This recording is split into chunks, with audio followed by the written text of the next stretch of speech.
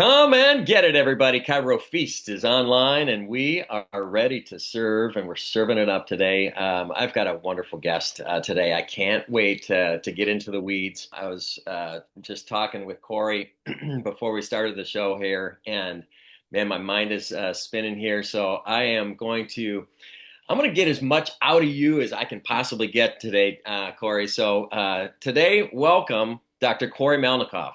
Thank you, man.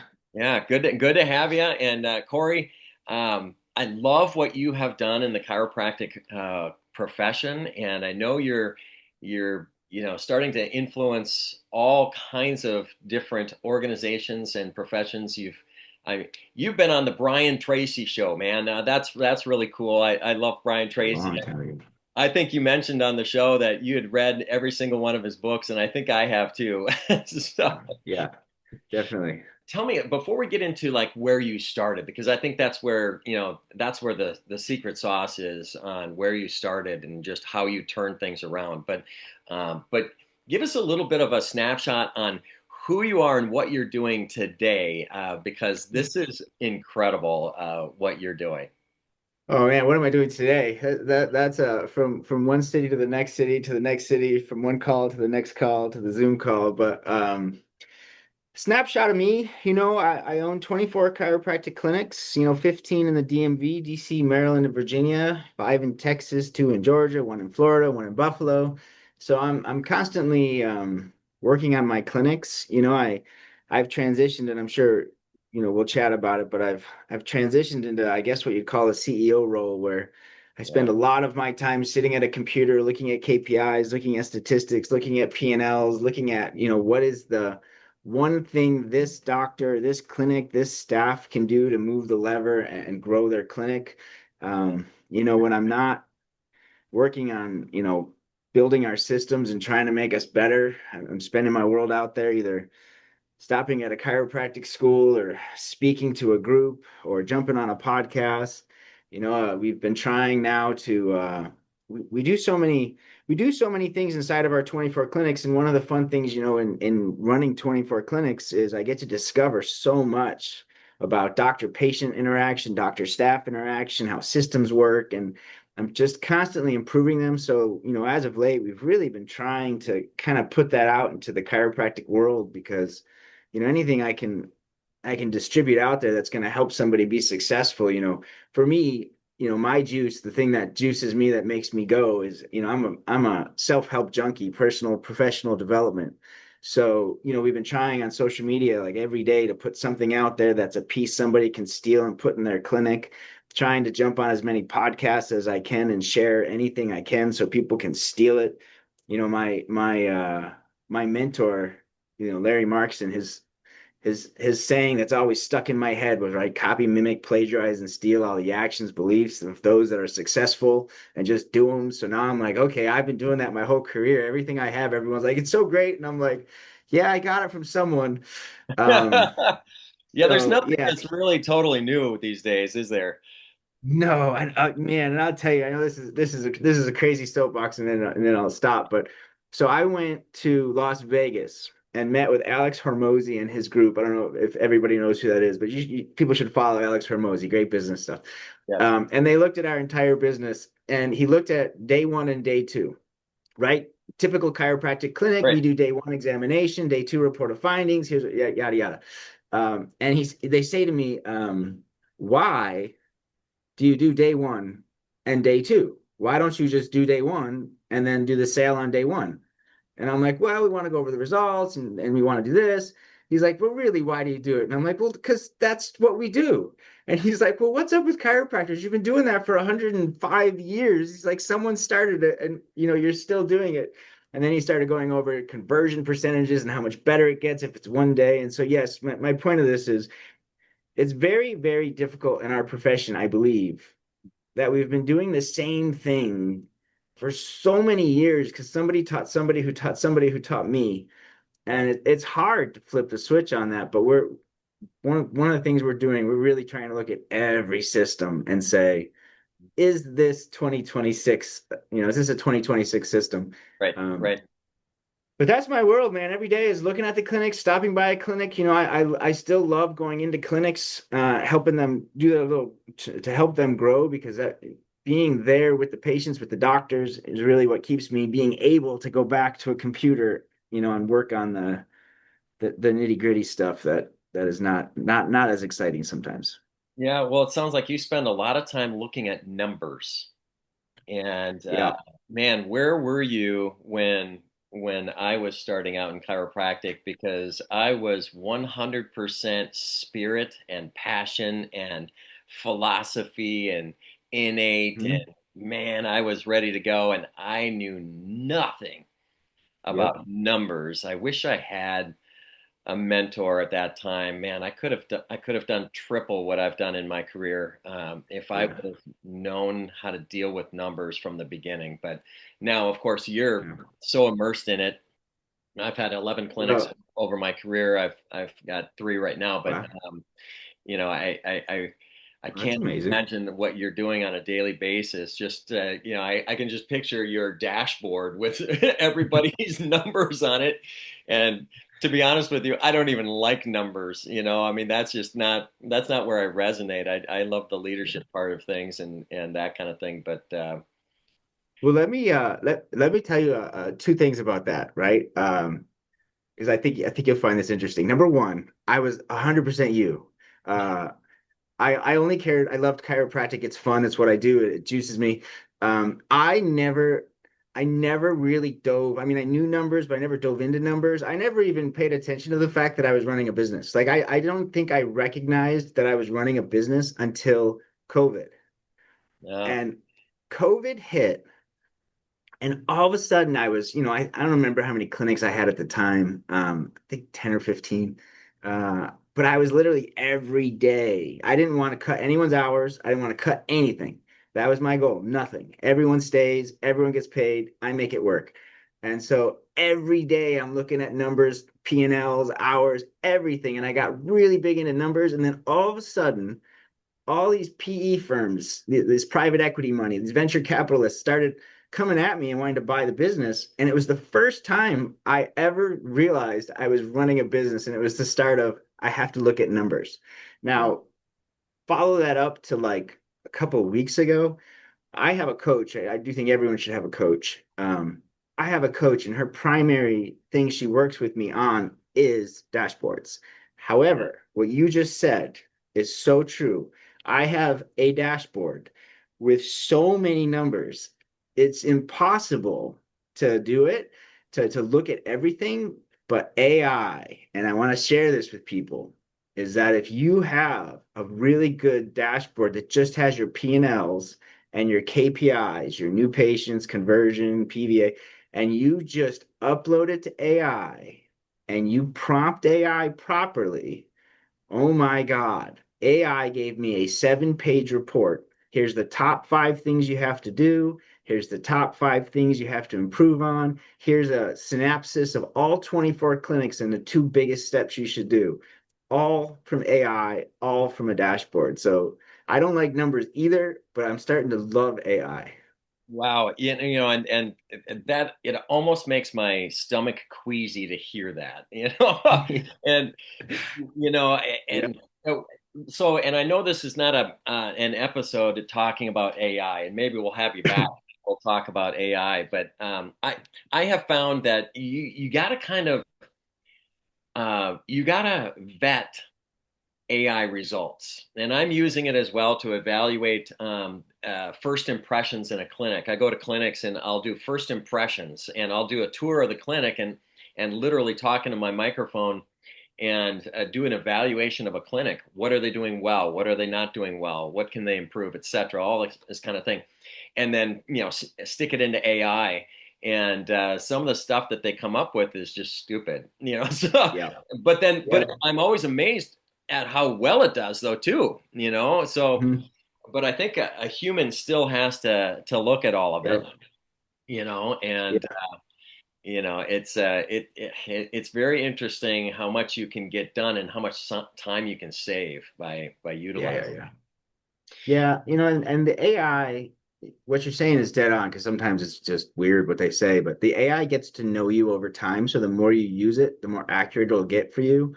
And the only other thing, and this was someone obviously, like I said earlier, someone gave me this advice, and it's really great advice, which is whatever AI spits out at you is their first draft. So you should Uh, always read it, and you should always say something about, I like what you said, but right. and this the second time they spit something out to you is so much more accurate. And however many times you go in there and re-prompt their result, you'll get so much closer. But again, that's a rabbit hole, man. It never Yeah. ends.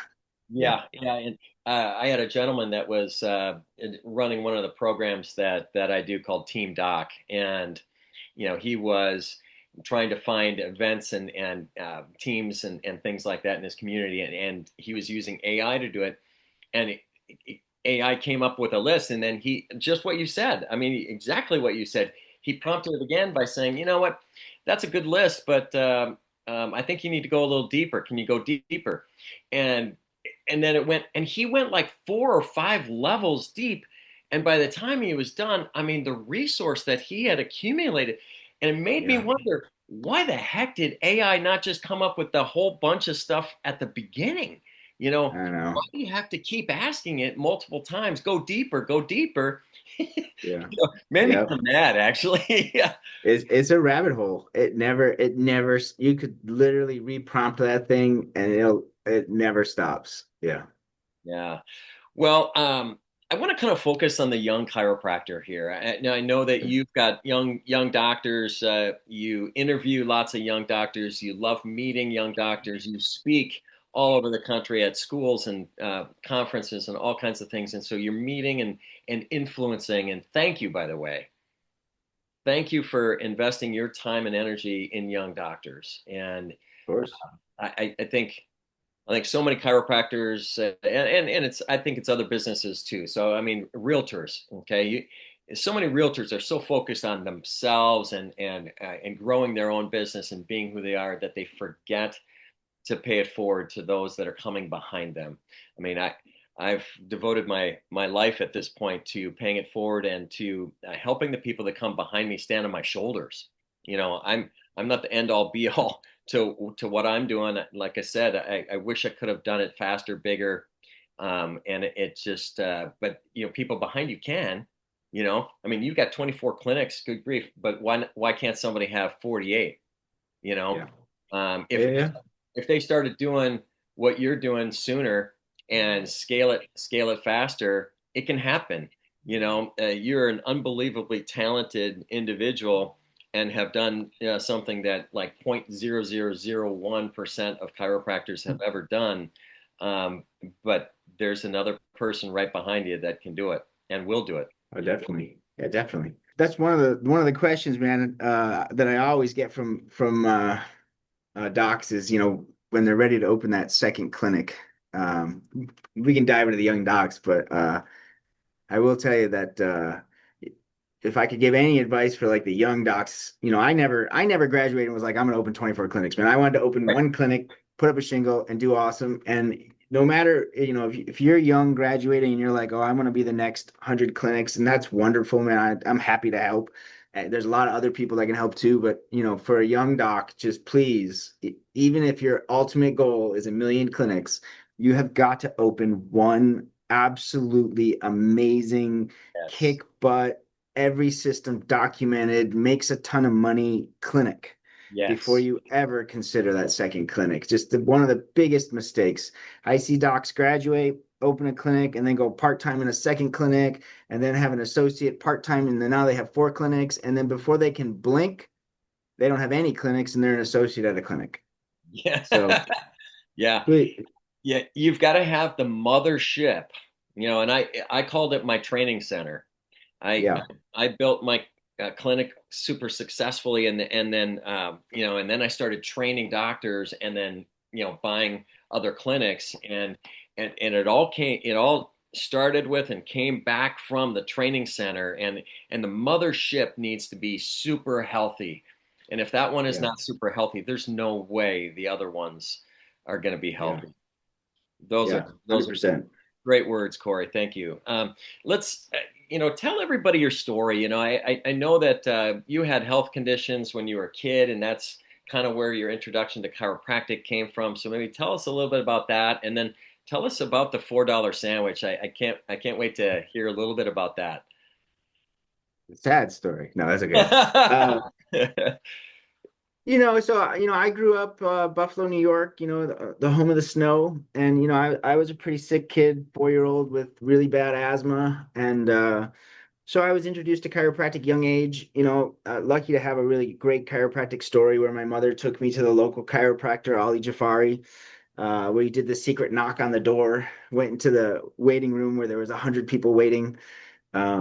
It's funny what you remember. I remember that first visit. I was having an asthma attack. It was snowing outside. I couldn't be inside because I couldn't breathe. So I went outside to the snow. And I remember everybody in the waiting room was like, just bring him in, let him skip us, and I went. And, I'll make a long story short, the giant Ali Jafari, who scared the ever living what out of me, um, adjusted me. And, 2 weeks later, the medical doctors had explained that I spontaneously outgrew my asthma. Yes. Um, then I got to play high school sports and college football, and I was always with my Kairos. So, when it came time to pick a career, it made sense. I loved chiropractic school. It was the first place I ever took a leadership role ever. A friend of mine somehow got me selected as the student ACA class rep. So I don't even know how that happened, but that was my first leadership role, and loved chiropractic school. Got to meet Larry Markson, got to meet Janice Hughes, got to spend time with Guy Reekman. Um, it was just an amazing experience. And I graduated with, one of the biggest heads anyone could ever graduate with, that that that guy that can't walk through a room because it's going to hit the side of my head because it was so big. And I assumed that because I was so good that I would open my clinic, put up my shingle, the Red Sea would part, and people would line up. And what you find out fast is no, there's nothing. I had nothing. I had a space that needed to be built out, and I had a lease that I had to pay because I wasn't smart enough to know to have in my lease that I don't have to start paying till they build it out. Um, and so I had to figure some stuff out. And so I luckily I met a doctor who let me use a room. Um, and I remember sitting there the first day, and I had no patients, no nothing, but I had a space. And my $4 sandwich, was, you know, sometimes everybody hits that low point before you take off. And the $4 sandwich story was, I had gone to Sheetz, a gas station, to buy a sandwich. It was $4. Waited in line, got to the front, handed my debit card to the lady. Everybody knows the feeling of your heart pounding when they have to run it a second and third time. And she, turned to me and said, the card's being declined. Did you have another form of payment? My response was along the lines of, "You just told me I don't have $4 left to my name. That's a debit card." And I was pretty mad. And her response was to throw out my sandwich. Oh, Um, the worst part of that story was that I was on the phone with my then girlfriend and now wife who heard the whole thing. yep. And so, yeah, it was pretty bad. So I went home, and next day woke up to a care package from my girlfriend who had sent me some food, which was even worse.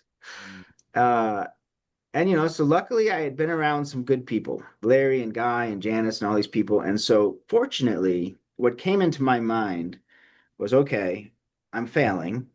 And but my realization was I'm failing. It's not the community, and it's not anything except for I'm not attracting any money. I'm not doing any action steps. I'm not being congruent to my goals and to this. And so, for me, it was just a switch. And I was like, okay, listen, there's others that have done this. And so I went and bought all the books on Nordstrom, Amazon, Starbucks. And I said, the Ritz Carlton, those are my four. And I said, I'm going to read these books, and what these guys did, I'm going to replicate. And Starbucks had a little green book with their scripts and their values. And so I had a little yellow book.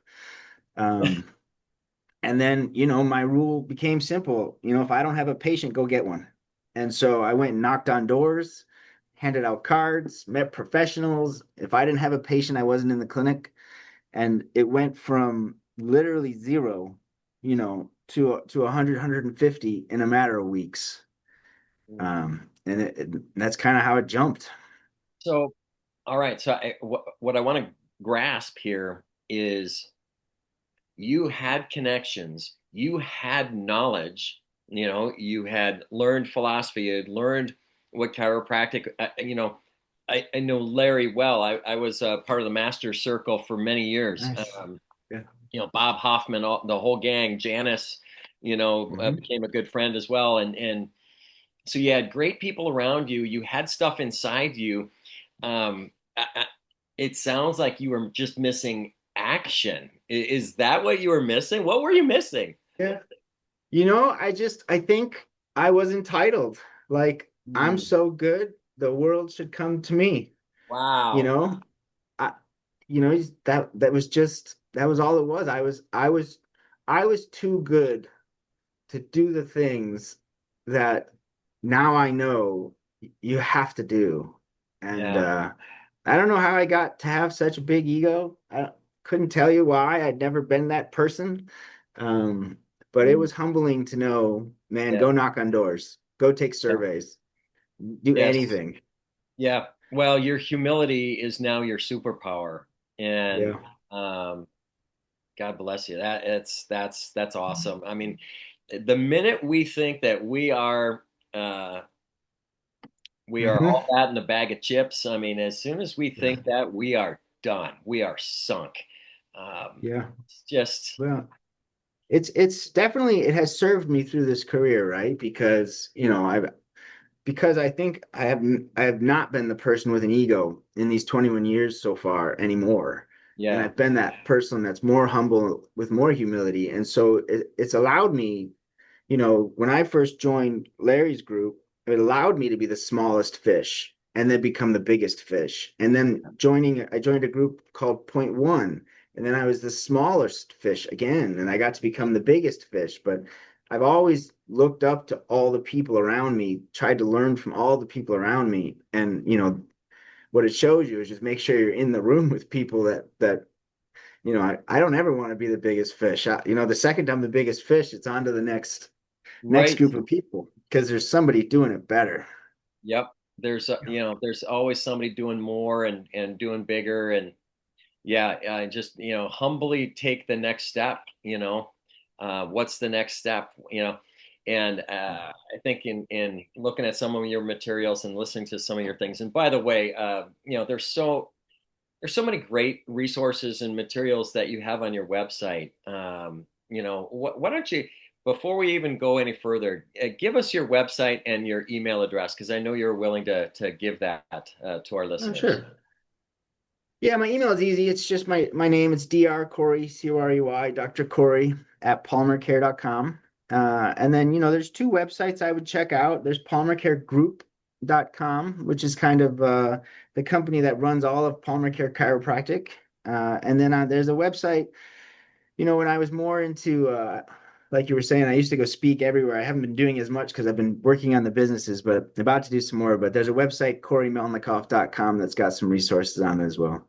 Yeah. Well, and the reason I mention it is there's great content out there that you're just allowing people to have. The young doctors can, man, and I know you listened to all the or read all the books of Brian Tracy, and obviously you're talking about Starbucks and Ritz Carlton, and just learning, just absorbing and being a sponge, and people can do that with you now. So thank you, because you're paying it Yeah. forward by allowing people to just have this information as well. So thanks for doing that. Anything anybody hears me talking about or wants, anything you want, I've always been very transparent. I'm very willing to give out anything that we use, you're welcome to use. I don't hide any of that. So if anybody hears anything they want, just shoot me a message and it's yours. Hopefully it'll Yeah. help. Well, and this podcast is part of what I do for the profession, is try to put this out there. I'm not Ed Milet. I'm not making millions on my podcast episodes and stuff like that. Maybe I Yeah. should be. I don't know. I should probably talk to somebody about that. But but So I'm saying you're not making millions yet. okay, yeah, maybe we'll figure that out someday. But Yeah. But my goodness. So let me ask you this. So, I mean, you had some mentors, you had some people that you could call up and say, "Hey, I just got declined for a $4 sandwich. I humbly will sit here on the phone with you and listen to you. I need some help. I don't know what to do next, etc." But now you're in the position with 24 clinics. I mean, you're not in them, running them, doing all the adjustments, all the marketing, all the stuff. So how are you communicating to those young doctors, that you're putting into these clinics? How are you communicating what you learned and that they need to not be entitled? How are you dealing with that? Because I mean, that's a real thing in this day and age, right? In these Yeah. generations. Yeah, so we have an entire onboarding process now that's pretty amazing actually. Obviously 21 years in practice, 24 clinics, and just hundreds of docs that have been in our clinics.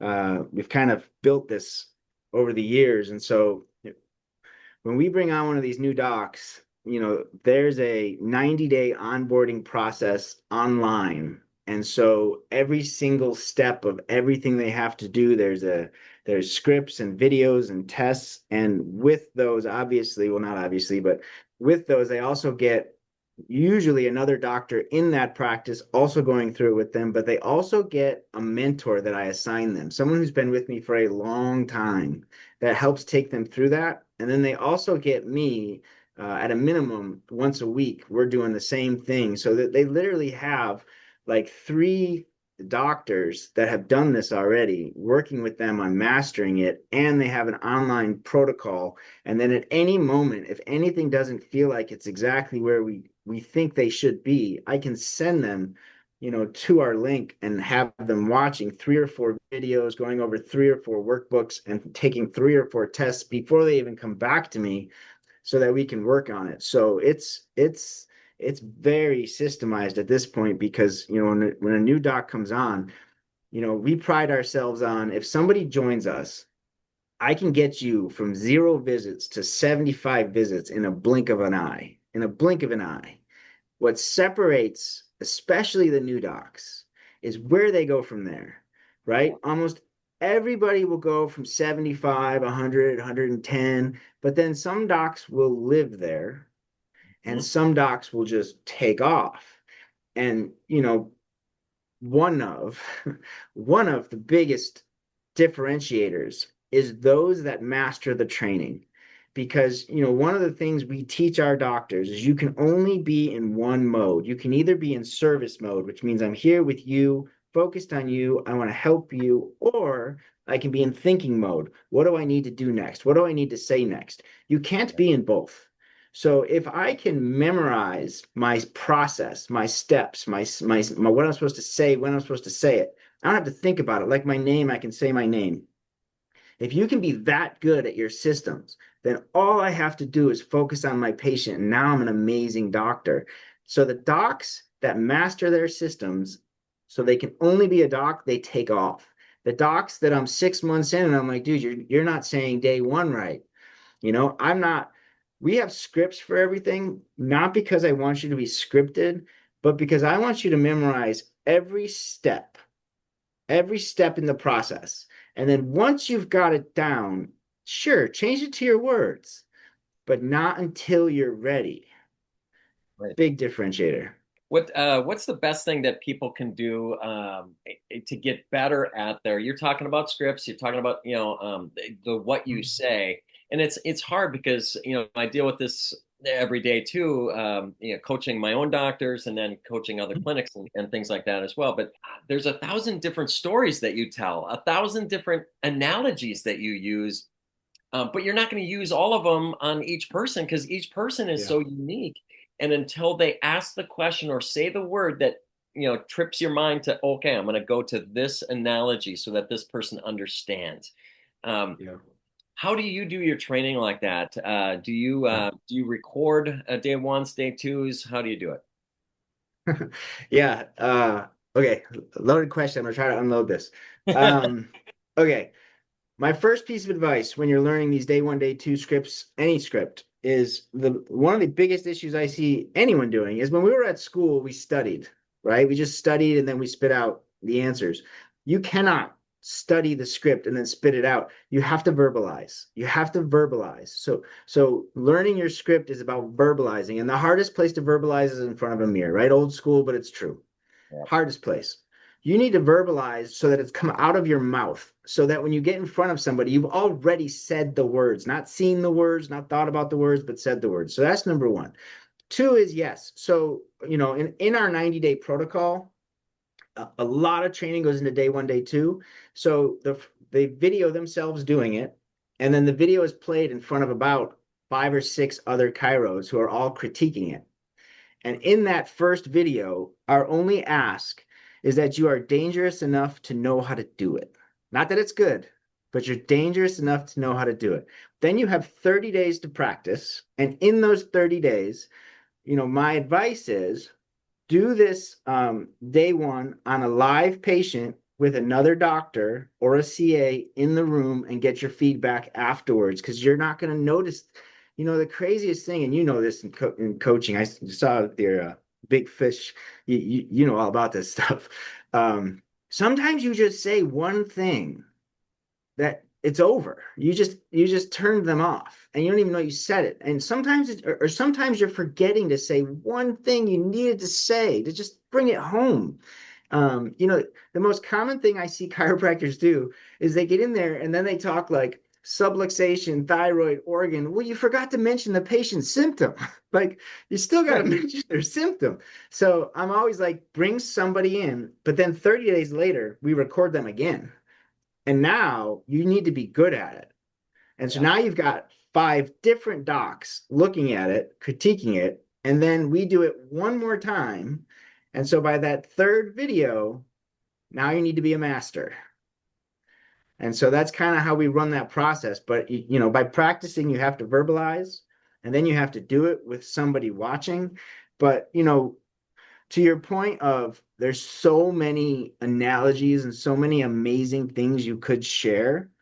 I limit that so much in the beginning. For me, it's stick to the script, because especially when they're new, when they get off that script and they go down that road of whatever they want to say, Right. that's where they lose people. And so you can do, like, I want you to learn all those analogies and I want you to be able to be with the patient, say what they need to hear, but you're not there, right? That's 90 days later.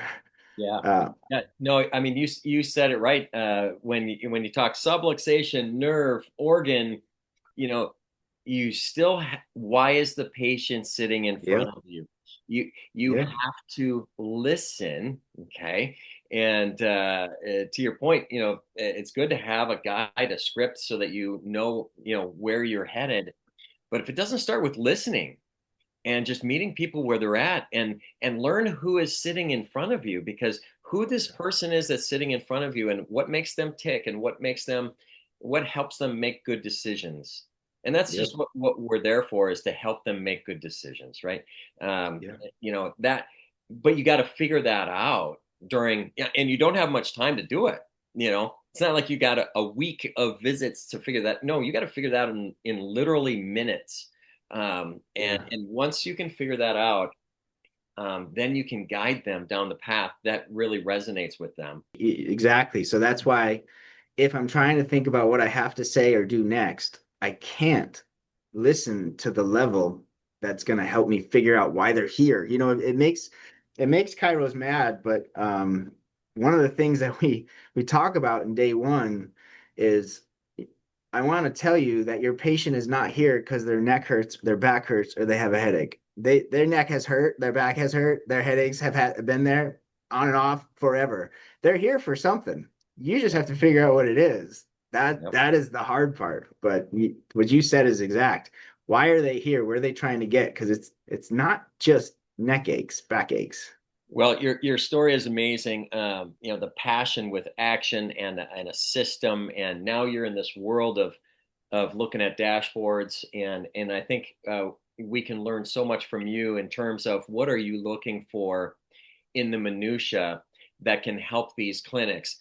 A lot of our audience, the people that are listening to this right now, they don't have 24 clinics. They're not worried about 24. They're worried about the one that they have. So And I know one of the things that in chatting with you, there are some minor things that minor mistakes that clinics make that destroy profit, that can really mess up your margins. What are some of those Yeah. little things that you see replicated? I mean, you've seen it so many times, obviously, with so many clinics. Your experience is so great. What are those little things? Ooh, there's a lot. Okay. Well, let's start with some basics, right? So when you go to chiropractic conventions, everybody wants to brag about their new patients. That's kind of like the sexy thing in chiropractic. I think that where a lot of clinics absolutely destroy themselves, even from a profitability standpoint, is they're trying to boost their numbers with just pushing as many new patients through the door as humanly possible. And so all of a sudden, you've got this marketing budget that goes from, I'm going to spend $1,000 a month on Facebook to, oh, maybe 2,000 or maybe 1,000 on Google and maybe 500 here.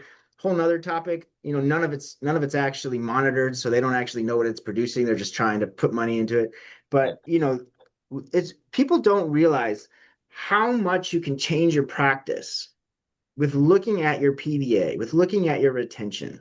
It is incredible to me how we don't pay attention to that because, somebody comes and tells me that they had, 60 new patients this month. And you know what my response is? Man, I don't want to run a practice with 60 new patients. That's terrible. it's a That's lot. 120 specials. That's 60 people I have to meet, figure out what's going on with them, figure out a plan, go over the results. Oh my God, 120 times in the month. I'm only open 16 days. That's like 10 a day. That's crazy. Um, and so, I don't want that practice. I want a practice where I can do like, each doctor can do like 20 new patients. But the PVA, I mean, makes such a big difference. You look at a practice and you look at the formula, the formula, I think most chiros know it, but the formula really simple is just, your new patients times your PVA is your office visits, right? It's just pretty simple. So if I have 20 new patients and I have a 30 PVA, a 30 retention, then I'm seeing 600 visits a month, call it 140, 150 visits a week. And so I don't want to be 150 visits a week. I want to be 200 visits a week. So I'm going to pump in new patients. And yes, you will get to 200 if you pump enough new patients, even if they don't start, right? You can spend Right. all that money, kill your practice. But what people don't realize is look at the small thing you could do, right? If the only thing you did was move your PVA just 10 points, which is not a ton, 10 points from 30 to 40. Now I have 20 new patients, 40 PVA, 800 visits. I'm 200 visits a week. I hit my goal. I spent no more money. I did no more consults, no more exams, no more reports. I actually probably did less work, but I had a way bigger result. And that, in my mind, I want to practice full of people that understand the power of chiropractic, that want to talk about health and wellness, that are in it for longevity, that refer their friends and family. I don't want 50 new patients every month. So one of the smallest things is just what is your PVA? Look at the last 6 months, add up your office visits for 6 months, add up your new patients for 6 months, divide your office visits by your new patients, and what is your PVA, right? And the numbers I've always been told and, passed on generations, right? If my PVA is 24 or less, you have an acute care clinic. Nobody understands what chiropractic is. You're an expensive band-aid. And if that's what you want to do, rock on, do it. Fix acute care, love it. But once you get into that 40 PVA-ish area, you're more corrective. Once you get into 50, you're wellness. But you can just do the most minor things. You can do better re-examinations, just reconnect with your patients every 5, 10, 15 visits, whatever your number is. You could just do foreshadowing. I could show an exercise and send them home with it and say, can't wait to look at this results 3 weeks from now. I could do table talk where I show them, look, we got your head to turn a little more over the next 5 weeks. I can't wait to see what it looks like. Those are free. Yeah. And you're building your tribe and you're building your visits and you're not working harder. You're doing the thing you love. So, PVA is one of those very small things I think you can focus on, from a P&L standpoint, not wanting to dive into 2 hours of analyzing a P&L, one of the numbers that you definitely should know, most chiropractors don't know, is what is your percentage of revenue that's going towards your salaries? Because, man, I won't name anything here, right? But I was just analyzing a practice in another state. I believe they're about a 1.6 or $1.7 million practice. 65% of that goes to salaries. Ooh. So that's not healthy. That's not, you can't do that. Like, that doesn't work. So, in the chiropractic world, in my opinion, and people can disagree, um, I want to see your salary percentage be at about 30%. That you should live there. They're a little lower. Once you start breaking into the 40%, you're starting to have an unhealthy practice. A 40% salary tells you that either you have a lot of staff there that might not be doing a lot, or your doctors are not at a place where they're performing at a level that's producing what they should. And so that statistic, and you don't have to cut people. This is one of the levers that I look at. And so it's not that you have to cut people, but if I go and I look at my P&L and I look at my percentage of salary is too high, okay, then come down to your KPIs, come down to your new patients, your PVA, your conversion, your office visits, and just change one. Just change one. What's the biggest one that's going to make the biggest change? And if you don't know, ask AI. Um, what's the biggest one? Because the crazy thing is, like, when you tweak, like, let's say you tweak new patients from 15 to 20, that changes your revenue, which changes your percent salary, and all of a sudden you're in range. And all I did was add 5 new patients. I didn't have to cut salaries. I didn't have to cut people. Just Right. a little change in your KPI. And so, there's just these little things that they're not big. I mean, a little change to your PVA, or knowing a certain percentage and making a small change, it changes the whole business. I think too many times, and I'm so guilty of this. I think too many times you look at an office and you're like, I want to go from A to Z, and I'm going to change these like 10 things. And then, as a result of wanting to change 10 things, you get paralysis and you change nothing. Right. So so now, like my clinics, we only have this quarter, we only have 4 levers. We categorized every clinic into only one lever. We put all the clinics into one of those levers, and then that group has a coach, and that coach is whatever chiropractor in our clinics is the best at it. Mm. And so this clinic might just be working on conversion percentage. That's the only number. I'm like, I don't want you to work on anything else in the next 3 months. You have 3 months to Right. move your conversion percentage 10%. This might be new patients through the door. So we need to add 4 new patients through the door. That's it. So 12 new patients in 3 months, and you're going to have a big change.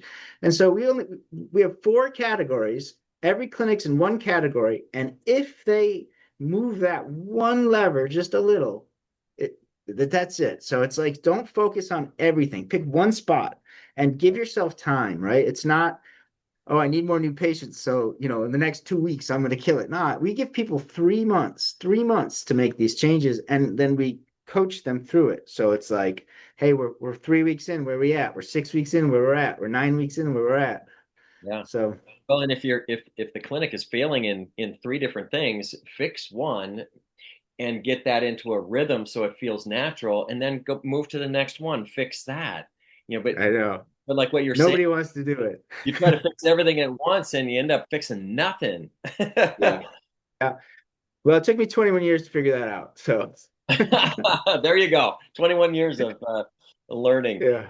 No, I love what you said, and I remember listening to Charlie Ward, 35 years ago, and Charlie said, take care of the patients that you have, and you'll never need another new patient. And Yeah. you know, I mean, the truth is, we always need new blood. And to be honest with you, man, the feeling of explaining chiropractic and seeing the light bulb come on above somebody's head when they realize what chiropractic is. I mean, I love that. So I love seeing new patients and having that experience and having somebody say, "Why has nobody explained this to me before?"